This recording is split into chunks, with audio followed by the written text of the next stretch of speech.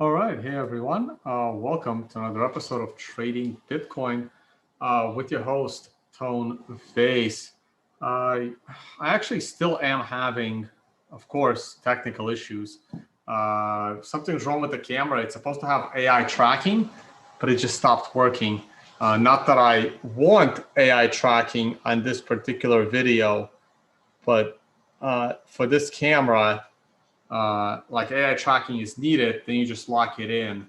But that functionality stopped working, and I really can't stand shipping items back to Amazon and then waiting for a replacement. That really pisses me off. But yeah, it was working yesterday and this morning, but now it's not. So I don't know. All right, let's go to the charts.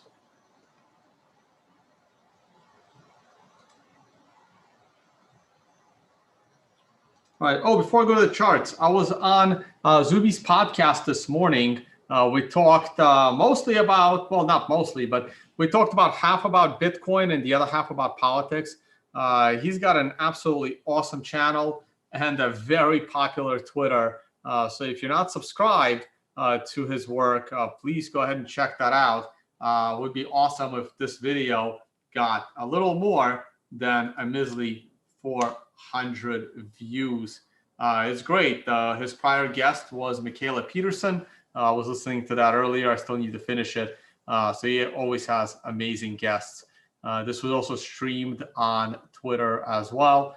So please check that out. Yeah, so I used the background because he's from the UK. So I thought I'd get the UK background done, but we weren't using Zoom, so I couldn't get the background up and running. So I'm using it here.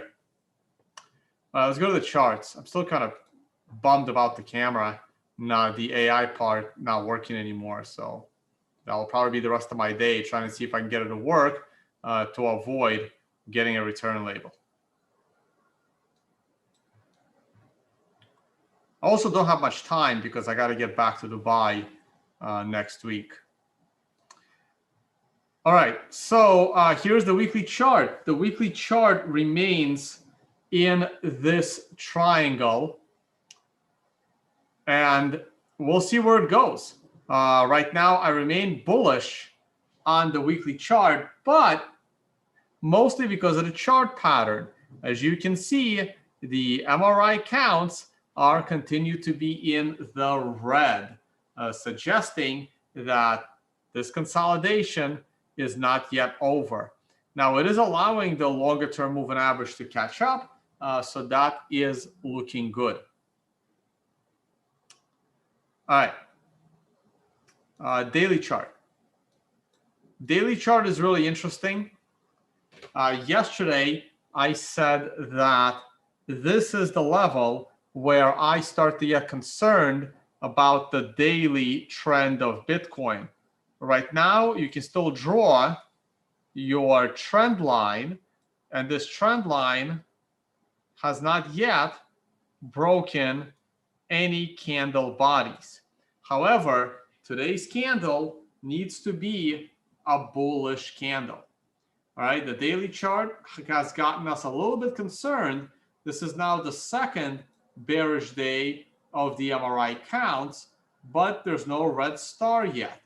And we haven't crossed the prior swing lows yet. So we remain cautiously optimistic on the daily chart and wait and see how the day closes. I will have a lot more information on what's going on here tomorrow, but for now, I would be pretty careful with my bullish trades, but not yet panicking, even though the title of this video is telling you to potentially panic. But you just have to be very, very diligent and very ready. Let's talk about the 1 hour chart. When I streamed this video at this time yesterday, we were looking at the following candle, which was an MRI buy candle. I, of course, if I was trading the hourly chart, would have trusted the MRI buy opportunity the way this is an MRI sell opportunity. Now, this looked really, really good the following hour. The following hour, price of Bitcoin was up $1,300 in 1 hour for 2.4%. And that was great. But then I also said that, hey, if we actually close below this line, I forgot where I drew this line. I might have been on a podcast. I did a podcast right after my podcast. It was in Russian, though. I did tweet it out. And I believe I drew this red line in that podcast. We were still on this candle, or this candle was just starting to form. And this is a red star candle. This is, in hindsight, when this candle is starting to close, you now get the sense that this rebound off the MRI buy was just a 1 to 4 candle correction. In this case, 2 candles. One, and then the high came in on candle number 2. So it's just a 2 candle correction to the upside, and now the continuation continues to the downside. And now we wait and see if we can break these lows. So far, we have not. But once we break these lows, a bigger pullback is certainly possible. As long as it stays within this triangle, we're generally okay for an eventual breakout. If this week does not rally us above this 7-period moving average, the breakout, I believe, is going to be delayed by at least another week, maybe 2. So that's what I'm looking at the moment. GBTC is hanging in there, but once again, I am waiting to allocate more capital into GBTC. Now, the premium, of course, continues to go down, which benefits those that plan to allocate to GBTC eventually. You want to get that low premium, but I don't want to do it unless I know the price is rising. So we wait. Bitcoin dominance. That's the weekly chart. Look at the daily Bitcoin dominance. No, wait. This thing went crazy yesterday. I can swear this was a way crazier candle. But, I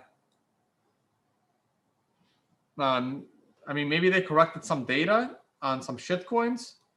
But in any case, I remained of the belief that we should get a 1 to 4 candle correction, maybe more, on Bitcoin dominance chart. I forgot to look at the 4-hour chart.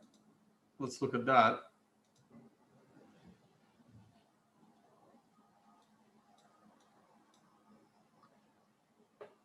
Not much interesting here. Consolidation at the bottom, which generally leads to more downside as a chart pattern. Gold continues to be near the top, but like I've been saying, keep in mind, gold is near an MRI top. This is the daily chart. The daily chart should have an MRI top in a couple of days, but more importantly, the weekly chart is going to have an MRI top next week.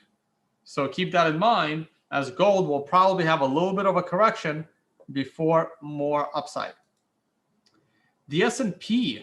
Now, let's go straight to the weekly chart. On the weekly S&P,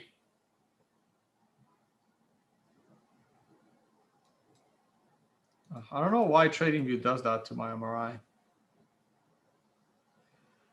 Look at the weekly S&P. Now, I had thought that the market topped the week prior to the MRI top week. Now, the candle itself of the MRI top candle is a bullish candle.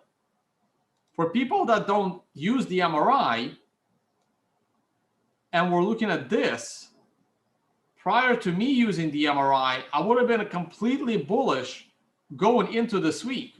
That's a bullish candle to me. Look at the strength at the end of the day. But look at this big drop this week, and we're about to cross the low of last week's low, and we're about to cross into a 4-week low. Now, when you turn the MRI on, you have reason to be cautious on this candle. So keep in mind that once the S&P crosses $4,115, probably is going to happen this week.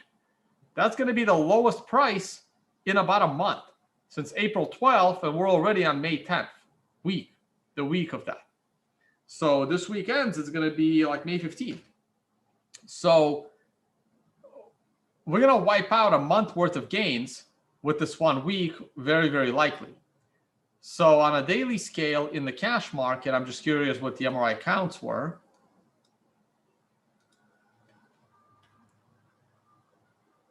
Again, I would have been very cautious on this green star candle because of the weekly chart. The weekly chart is always more important than the daily chart. And that's why I made it very, very clear I would never buy the stock market this week. I'm still seeing this as a 1 to 4 candle correction. People ask, well, when do you start counting 1 to 4 candles? The candle of the MRI or the candle after the MRI? Well, my answer is the first red candle is when I start counting. So in this case, while I probably would have started, while I would have counted this candle as the 1 to 4 candle correction, had this candle been a down candle, by it being an up candle, it's still possible to have a 1 to 4 candle correction with this as the first candle. All right, guys, that's it. I'm really bummed about my $200 camera only working for 1 day properly. So I'm going to get off the stream and either try to figure out if this is fixable or I have to deal with returns, which I honestly can't stand. So that's pretty much it for me. I love the fact that we are down to 23 blocks in the mempool. I remember when this was like 400 just a month ago. We have almost cleared the entire mempool. So all of those 1 sat per byte transactions that have been stuck there all year are finally clearing. And if we go into the weekend with 20 or 30 blocks, we're going to clear the entire mempool this upcoming weekend. So that would be great.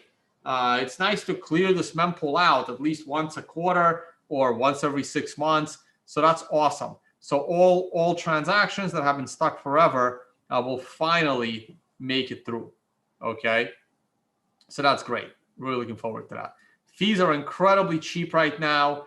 You can probably send a 5 set per byte transaction or even a 3 set per byte transaction, and it would go through fairly quickly. I don't like the Segwit signaling. I think it's absolutely terrible.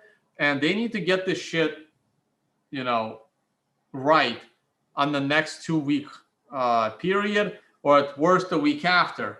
Otherwise, the user activated soft fork pitchforks are going to come out. So miners, you know what to do. All right, guys. If you guys know what to do in trading, well, thank you for watching my channel.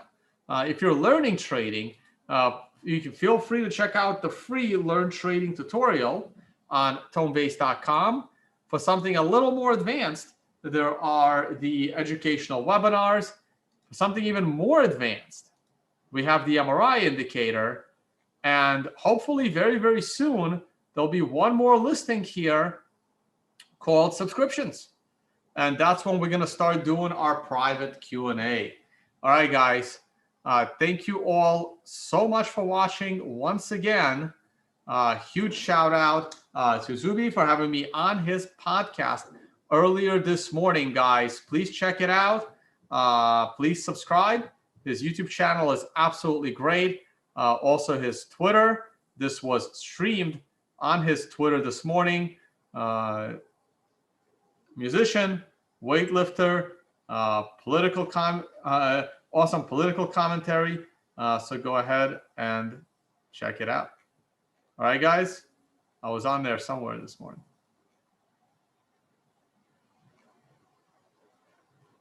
There it is. All right. All right, guys. Thank you all so much for watching, and see you all on the next one. Yeah, I really hope I can get this camera fixed.